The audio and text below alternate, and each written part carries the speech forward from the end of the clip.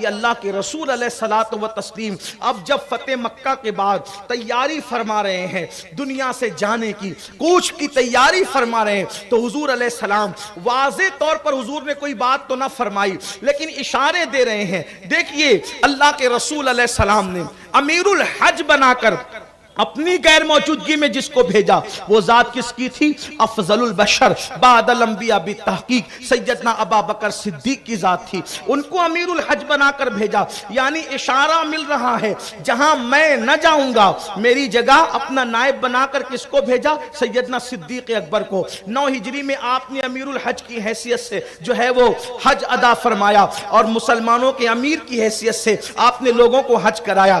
سورہ توبہ کی آیتیں جو نازل ہوئی تو اللہ رب العزت کا فرمان تھا کہ یا آپ اس کو پڑھیں یا آپ کا کوئی خاندانی فرد اس کو پڑھے۔ اس طرح کی باتیں جو ہے وہ تفاسیر کے اندر موجود ہے۔ تو حضور علیہ السلام نے پھر ان آیتوں کو پڑھنے کے لیے حج کے موسم کے اندر مولائے کائنات کو بھیجا۔ یہ بھی مولائے کائنات کی خصوصیات میں سے ہے۔ اللہ اکبر۔ پھر اس کے بعد جب 10 ہجری آئی تو اللہ کے رسول علیہ السلام نے پھر اپنے صحابہ کو لے کر کے حج کیا۔ اس میں تمام ازواج مطہرات تھی۔ وہ حج کتنا خوبصورت تھا، ذرا اس حج کی طرف توجہ فرمائے۔ اس حج وہ حج کتنا خوبصورت تھا۔ نمبر 1 اس حج میں سارے صحابہ تھے، کوئی غیر صحابی نہ تھا۔ توجہ فرمائے۔ اللہ اکبر۔ قیامت تک میدان عرفات بھرا رہے گا لیکن اب ایسا حج ہو سکے گا اس میں سب کے سب صحابہ ہیں۔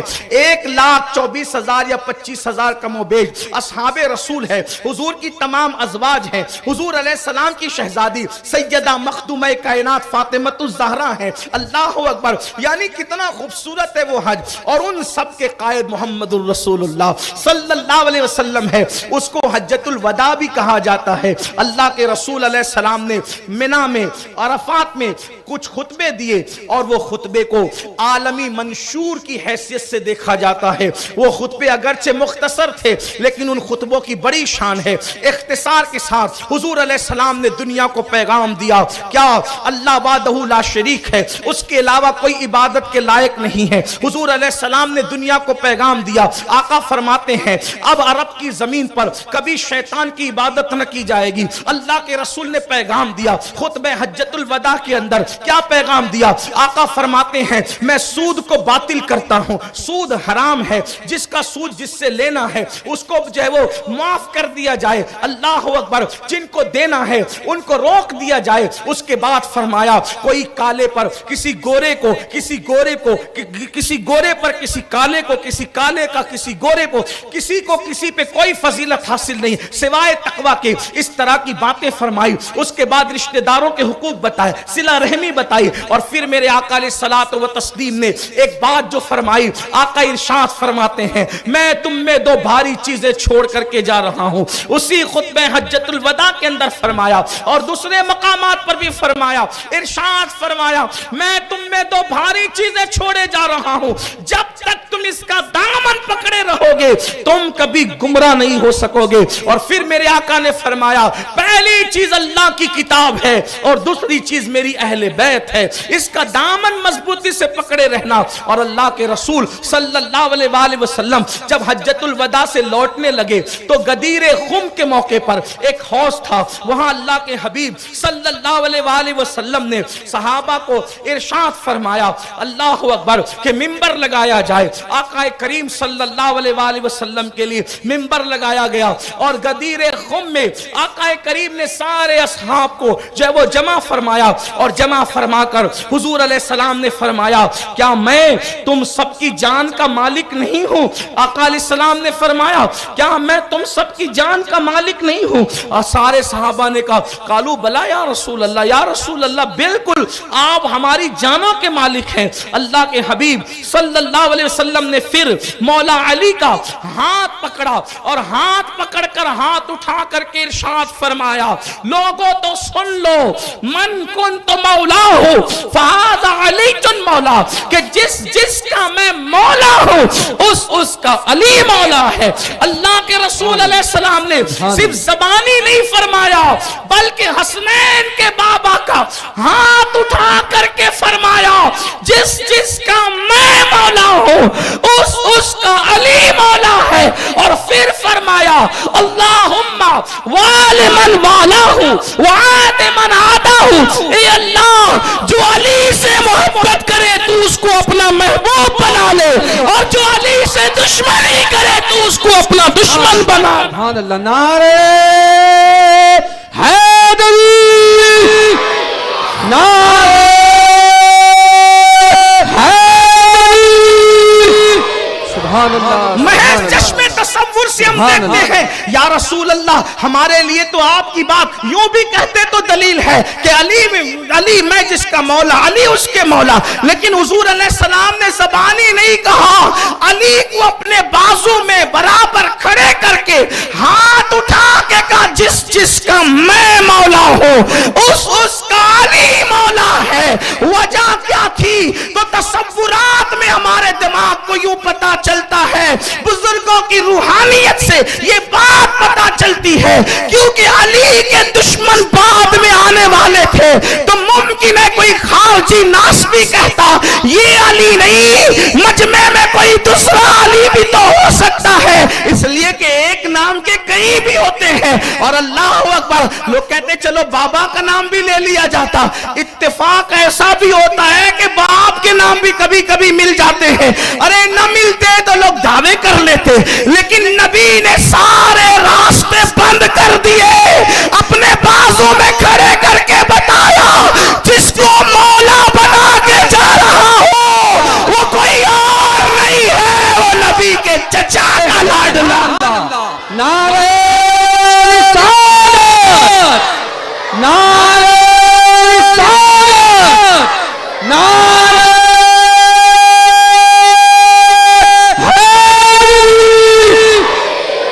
سبحان اللہ۔ غدیر خم میں آقا نے اعلان کیا، لیکن قربان جائیں آقا نے اعلان کیا تو فاروق اعظم اٹھے، کیونکہ میرے نبی کے اصحاب اور آل میں کوئی اختلاف نہیں تھا، نبی کے چاروں یار یک دل یک زبان تھے، تیرے چاروں ہمدم ہیں، میرے امام کہتے تیرے چاروں ہمدم ہیں، یک جان یک دل، ابو بکر فاروق عثمان علی ہے۔ کوئی کہہ سکتا ہے کہ اس کو برا لگا اس کو برا لگا، ارے برا تجھے لگا، وہ ایسے سچے دل والے سچے لوگ تھے۔ جب علی کی مولائیت کا اعلان ہوا، علی کی مولائیت کا اعلان ہوا تو فاروق اعظم اٹھے اور اٹھ کر فرمایا مبارک ہو اے ابو طالب کے بیٹے، تو میرا بھی مولا اور سارے مومنین کا مولا۔ سبحان اللہ، سبحان حضور علیہ السلام نے علی کی مولائیت کا اعلان کیا، علی مولا ہے، سبحان اللہ، علی مولا ہے، علی مولا ہے۔ اب یہاں لوگ اس میں پھنسے کہ مولا کا معنی کیا، اس لیے کہ مولا کے تو بہت سے معنی ہوتے، مولا کا ایک معنی مناسب، مولا کا ایک معنی آقا، مولا کا ایک معنی وارث، مولا کا ایک معنی غلام کے بھی آتا ہے، مولا کا ایک معنی دوست کے بھی آتا ہے، مولا کا ایک معنی محبوب کے بھی آتا ہے۔ حضور علیہ السلام کی اس حدیث کو اگر توجہ کریں تو معنی خود حضور نے اشارہ دے دیا۔ کیا ہے مولا کا معنی؟ یہاں کیا کہا؟ من کنت مولا ہوں فہذا علی جن مولا، جس کا میں مولا اس کا علی مولا۔ اب آگے کے جو دعائیہ جملے ہیں، اللہم وال من والا ہوں، یہ وال من والا ہوں، جو علی کو محبوب بنائے تو اس کو محبوب بنا۔ تو حدیث کی تشریح حدیث خود کر رہی ہے۔ کیا مطلب ہوا؟ اب مولا کا معنی ہوا محبوب کے، اب یہ اتنا واضح ہو گیا، مطلب کیا؟ جس جس کا میں محبوب ہوں اس کا علی محبوب ہے۔ مطلب کیا؟ جو نبی سے عشق کرتا ہے وہ علی سے کبھی دشمنی نہیں کر سکتا۔ اب پتا چلا کوئی کتنا بھی بڑا عاشق رسول بنے، چیک کرنے کا طریقہ پتا چل گیا۔ اگر دیکھنا ہے کہ عشق مصطفیٰ کتنا ہے تو بتا دیا عشق علی دیکھتا چلا جا، جتنا علی کا عشق ہوگا اتنا ہی نبی کا عشق۔ سبحان اللہ، سبحان اللہ، سبحان اللہ۔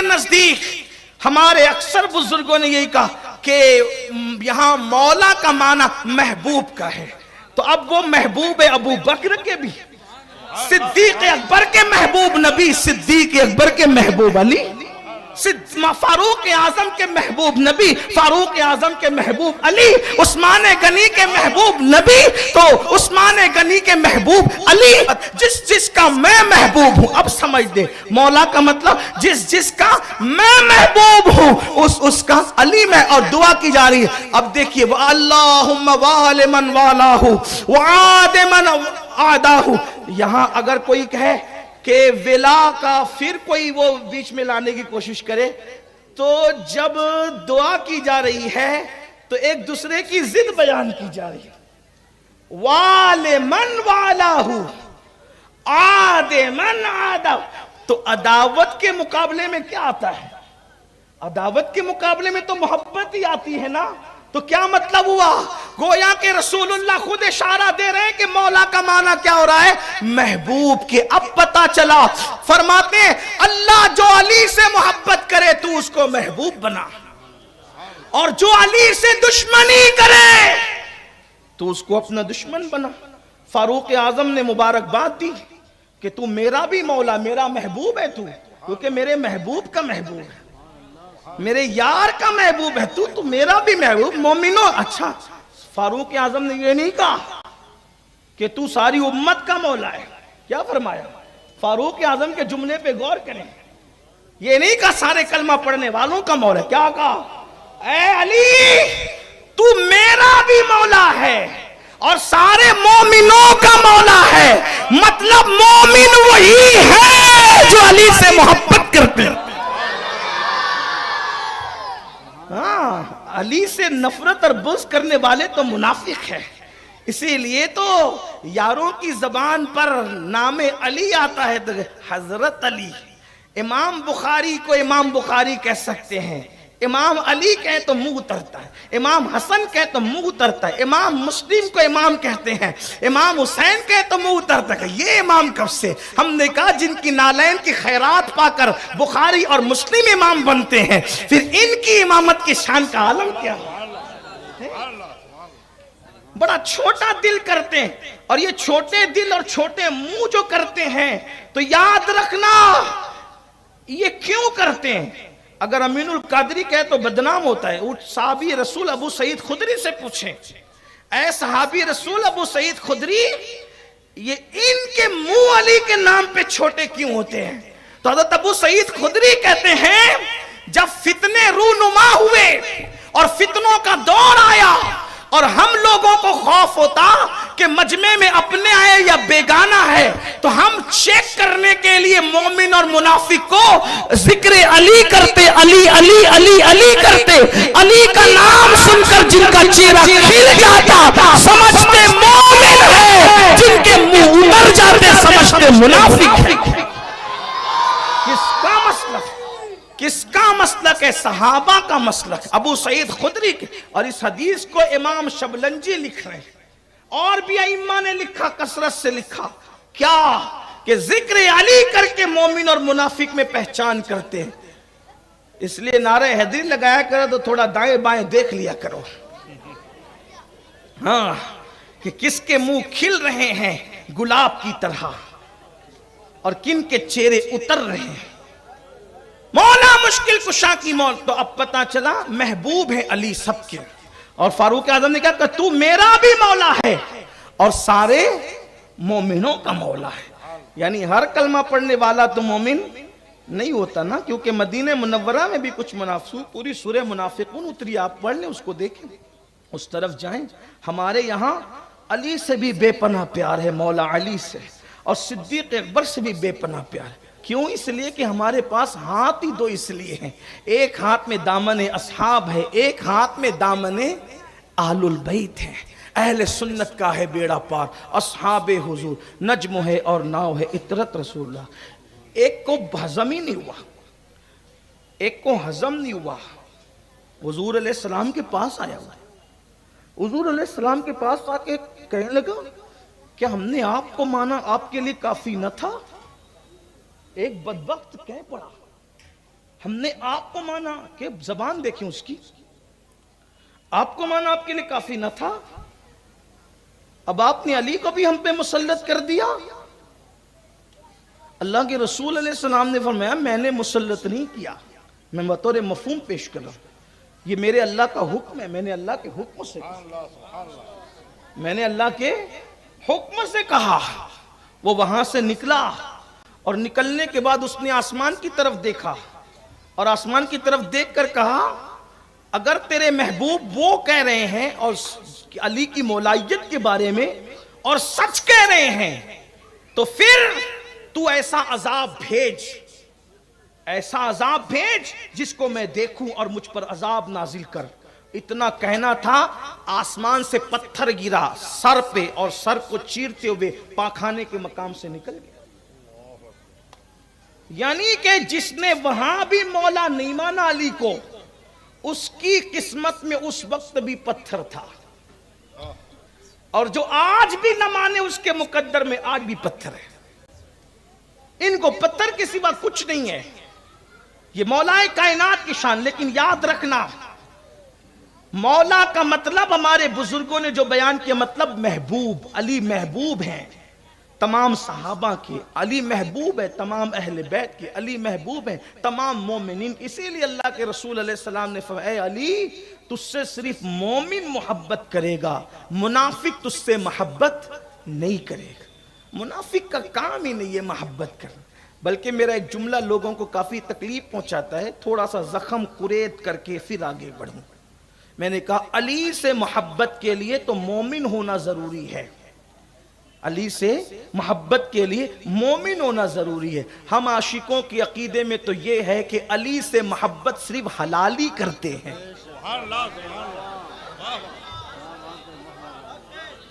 کسی بڑے محتاط مفکر کا قول ہے جب مائیں شریف ہو کر دودھ پلاتی ہے تب بچوں کی زبان پر علی علی ہوتا ہے۔ ہاں، جہاں پر کوئی راہ نہیں پاتے اور راہ سے لوگ بھٹک جاتے ہیں، پھر وہ چاہ کر بھی نام علی لے نہیں پاتے۔ ہاں کبھی لیتے بھی ہیں تو ان کے چہرے بتاتے ہیں کہ بیچارے نہ چاہتے ہوئے بھی سیاست کر رہے ہیں۔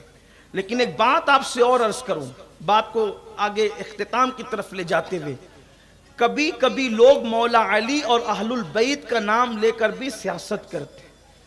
اب ان کو کیسے پہچانے کہ کون سیاست کر رہا ہے؟ تو یاد رکھنا، جو اہل البیت کا ذکر کرتے کرتے اصحاب کے لیے ہلکے جملے کہیں، اصحاب کی شان میں توہین کریں، اصحاب کی شان میں بے ادبی کریں، سمجھ جانا کہ یہ علی کے نام پہ سیاست کر رہا ہے۔ ورنہ جس دل میں علی ہوں گے اس دل میں صدیق اکبر کا بغض کبھی نہیں ہو سکتا، اس دل میں فاروق اعظم کا بغض کبھی نہیں ہو سکتا، اس دل میں عثمان غنی کا بغض کبھی نہیں ہو سکتا۔